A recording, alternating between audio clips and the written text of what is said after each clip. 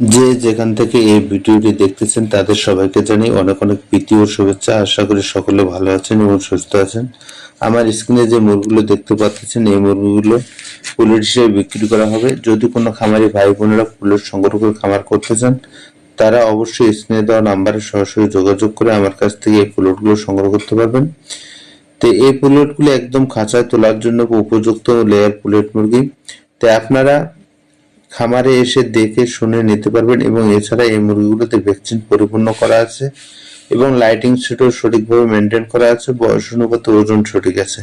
আপনারা চাইলে lab test করে নিতে পারবেন। তাই আমি বলবো আপনারা দেরি না করে যত দ্রুত সম্ভব আপনারা স্ক্রিনে দেওয়া নাম্বারে সরাসরি যোগাযোগ করে আপনারা এই মুরগিগুলো সংগ্রহ করতে পারবেন। এছাড়া দেশের যে কোনো প্রান্তে আপনারা যদি বাসা বাড়িতে অল্প করে মুরগি পালতে চান বা শুরু করতে চান তা হোম ডেলিভারির মাধ্যমে নিতে পারেন। বাংলাদেশের যে কোনো প্রান্তে হোম ডেলিভারির সুব্যবস্থা আছে।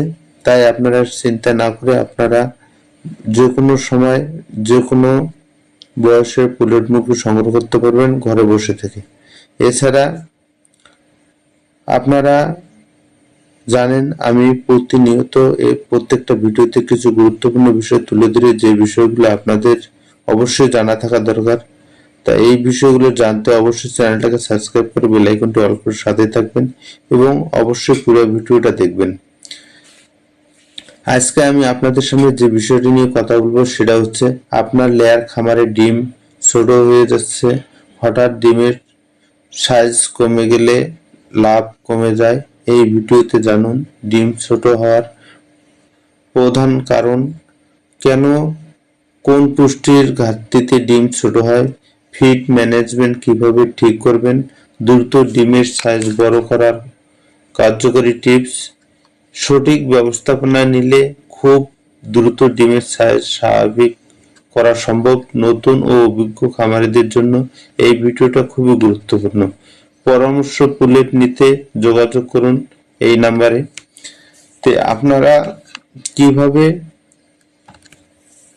ডিম ছোট হওয়ার প্রধান কারণ হচ্ছে আপনার খামারে দেখা আছে যে যদি মুরগিতে ভ্যাকসিন পরিপূর্ণ না থাকে, মুরগির যদি ছোট বড় হয়ে থাকে, এছাড়া আরো কিছু কারণ আছে যেটা দেখা যাচ্ছে যে আপনার মুরগির বয়স অনুপাতে ওজন কম এবং খাদ্য কম দিচ্ছেন বা খাদ্যের মধ্যে প্রোটিন বা পুষ্টির অভাব রয়েছে, তাহলে আপনার খামারে ডিম ছোট বড় এবং বিভিন্ন রকমের ডিম হওয়া শুরু হয়ে যাবে, যেটা আপনার খামারের জন্য খুবই লস জনক ব্যাপার।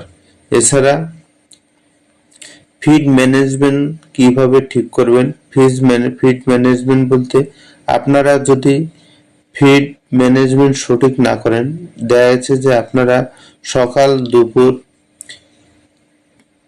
যদি 3 বেলা খাদ্য দেন তাহলে সারাদিনে যে পরিমাপে খাদ্য পাবে এই খাদ্যটাকে 3 ভাগে ভাগ করে দিতে হবে, অথবা যদি 2 বেলা খাদ্য দেন সারাদিনের খাদ্যটাকে পরিমাপ করে 2 বেলা ভাগ করে দেবেন এবং খাদ্য যেন মুরগি দ্রুত খায় এই ব্যবস্থা করতে হবে এবং খাদ্যগুলোর জন্য সুষম এবং ভালো মানের ফিড হয়। ফিড যদি ভালো মানের না হয় তাহলে সেক্ষেত্রে দেখা যাচ্ছে যে আপনার খামারের ডিম ছোট বড় এবং বিভিন্ন রকমের ডিম হওয়া শুরু হবে, মুরগি দিন দিন অসুস্থ হয়ে পড়বে।